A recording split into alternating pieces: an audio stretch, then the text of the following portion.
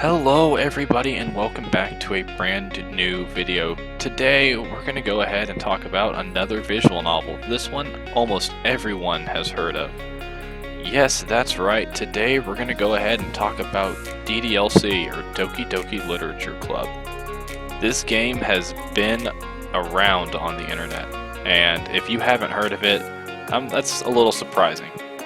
This is a game that came out a few years ago and really shocked the internet, and a lot of Let's Players jumped on it, so you probably already know what this game entails, even if you're not a huge visual novel fan.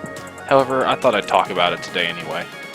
So Doki Doki Literature Club at first seems very innocuous. It was made by Dan Salvato, the person who before this was best known for his modding in the Super Smash Bros. Community on Project M, and with the Universal Controller fix, and was really well known in that scene. However, he ended up doing this as his new project, and it's vastly different from what he used to do. So let's go ahead and take a little bit of a deep dive into what this game is about. Now on the surface, this game doesn't seem like anything out of the ordinary. It just seems, like your normal visual novel. You have your various characters that have, very archetypical personalities. But then some strange things start to happen at a specific point. If you haven't played the game, I don't want to spoil it for you because it is one hell of a ride, and I really think that you should play it. But this game turns into a horror game, and it just makes you feel uneasy, especially at the very end. I'm going to go ahead and talk about one thing that happens at the very end of the story. You have this character who's sitting down for you and just having this talk for as long as you want it to go on. And at one point this character says, "Oh, you named yourself this. I bet that's not even your real name." And then it will read your username on your computer and put that on the screen. And I know when I initially played the game, that just freaked me out. I mean, it was crazy. I couldn't believe what this was. So I think that there are parts of this game that are just really crazy. However, do I think it's a good game and achieves what it's trying to? No. Now hear me out on this one. So when you're playing this game, the idea is that you think this is perfectly, sane, that everything is just going to be okay. But at the very beginning of the game, it literally says this game is not for children or those who are easily disturbed. And that kind of tips you off to something like, there might be something wrong about this. There might be, a little bit of darkness behind this game. And it's not just all sunshine and rainbows and poetry. And you're right. Eventually you see that there are awful things going on behind the background.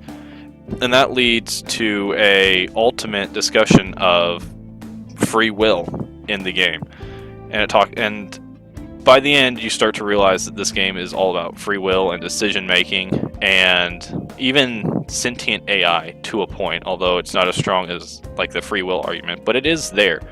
And a lot of people are going to miss that because it's like, oh, scary game. And I think that's kind of a little bit of a miss, because they're going to miss it because they're too freaked out. And while horror is a great way that you can teach a lesson, I don't think that it succeeds in this because it goes in on the expectation that you think everything is alright. So this game blew up on the internet, so everyone knew what was going on even before they played it. They probably watched a playthrough or a walkthrough of it first and saw everything that was going to happen, so they weren't really surprised when they headed into the game, leaving them with this sort of incomplete feeling of what they were supposed to get out of the game. And I'm not knocking Let's Players for that. They gotta keep up with their trends, they gotta keep up putting out content. But it's just, I think they kind of ruined this game's potential, because in an ideal world, you show this to someone and they look at it and it's, they go through it, they don't know what's happening, they don't have any preconceived notions or expectations. But instead what you get is, you show it to someone and say, play this, and they'll look at it and be like, yeah, well, what's wrong with it? So I think that's kind of a massive missed point that this game kind of has. I still do like the game. It's very well made. It's very creative with some of the ways that you have to be able to complete the game. At the end, it's something that I hadn't really seen in video games before, and I really do enjoy this game. The characters, while tropey, are still enjoyable enough. I don't think that they're awful by any means, but there's just something that kind of puts me off from this game because of how it's supposed to deliver its message. It's very unique, but I don't necessarily think that it is the most impactful way to do it. If you guys like this video, go ahead, leave a like, subscribe if you're new.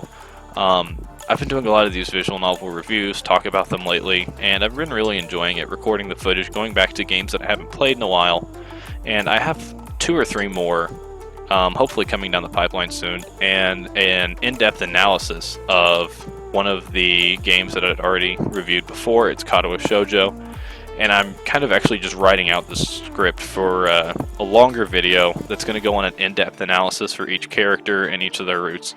So if you guys are interested in hearing about that, go ahead and subscribe so you can keep up to date with that.